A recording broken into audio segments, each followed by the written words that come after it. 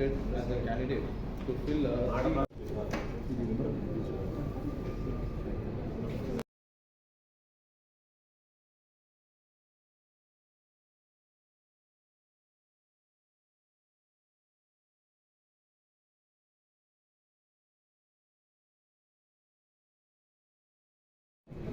Case ಇದೆಯಾ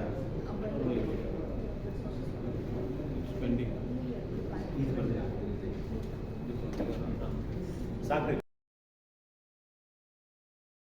ನಾನು ಕಾಂಗ್ರೆಸ್ ಪಕ್ಷದಲ್ಲಿ ಟಿಕೆಟ್ ಆಕಾಂಕ್ಷಿ ಆಗಿದ್ದರೆ ಜುಲೈ ಆಗಸ್ಟಲ್ಲೇ 2 ಲಕ್ಷ ಚಿಲ್ಲರೆನೂ ಕಟ್ಟಿ ನಾಮಿನೇಷನ್ ಹಾಕಿದ್ದೆ. ನಾನು ಟಿಕೆಟ್ ಆಸ್ಪಿರೆಂಟ್ ಆಗಿದ್ದೆ. ಟಿಕೆಟ್ ಡಿಕ್ಲೇರ್ ಆದಾಗ ನನ್ನ ಟಿಕೆಟ್ ಸಿಗಲಿಲ್ಲ. ಆದ್ರೂ ನಾವು ನಮ್ಮ ಜನತೆಗೆ, ನಮ್ಮ ಕ್ರೈಸ್ತ ಸಮುದಾಯ ಮತ್ತು ಎಲ್ಲರಿಗೂ ಎಲ್ಲ ಶಾಲೆ ಕಾಲೇಜುಗಳು ಮತ್ತು ಹೊರಗಡೆ ಸಂಘ ಸಂಸ್ಥೆಗಳಲ್ಲಿ ಎಲ್ಲ ಕಡೆ ನಾವು ನೋಂದಣಿ ಮಾಡ್ಕೊಂಡು ಬಂದಿದ್ದೀವಿ.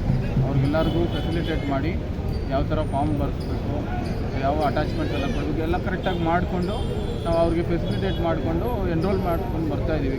ಕೆಲದ 6-8 ತಿಂಗಳಿಂದ.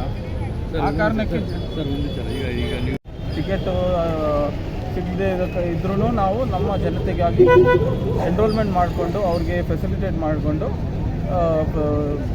ಜನರಿಗೆ ಫೆಸಿಲಿಟೇಟರ್ ಆಗಿ ಎನ್ರೋಲ್ ಮಾಡಿಸ್ಕೊಂಡಿದ್ದೀವಿ. ಸೊ ಜನರ ಅಭಿಪ್ರಾಯ ಏನಿತ್ತಂದರೆ ನಮ್ಮ ನಾಯಕರು ನೀವು ನಿಂತ್ಕೋಬೇಕು, ಪದವೀಧರ ಕ್ಷೇತ್ರ ಅಂತ ತಿಳಿಸಿದ್ದೇ ನೀವು, ಪದವೀಧರ ಕ್ಷೇತ್ರದ ನೋಂದಣಿ ಯಾವ ಥರ ಮಾಡಬೇಕು ಅಂತ ನಮ್ಗೆ ಹೇಳ್ಕೊಟ್ಟಿದ್ದೆ ನೀವು.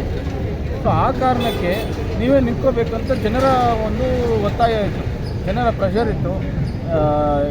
ಎಲ್ಲ ಸಮುದಾಯ ಜನರದ್ದು. ಕಾಂಗ್ರೆಸ್ ಪಕ್ಷದಲ್ಲಿ ನಾವು ಎಲ್ಲ ಕಡೆ ವಂಚಿತರಾಗಿದ್ದೀವಿ. ಒಂದು ಇವಾಗ ನಮಗೆ ಅದು ಬಿಟ್ಟರೆ ನಮ್ಮವರು ಯಾರೂ ಇಲ್ಲ. ಆಮೇಲೆ ಪಕ್ಷದಲ್ಲೂ ಸರಿ, ಸರ್ಕಾರದಲ್ಲೂ ಸರಿ ಸರಿಯಾಗಿ ಸ್ಥಾನಮಾನ ಸಿಗ್ತಾ ಇಲ್ಲ ನಮಗೆ.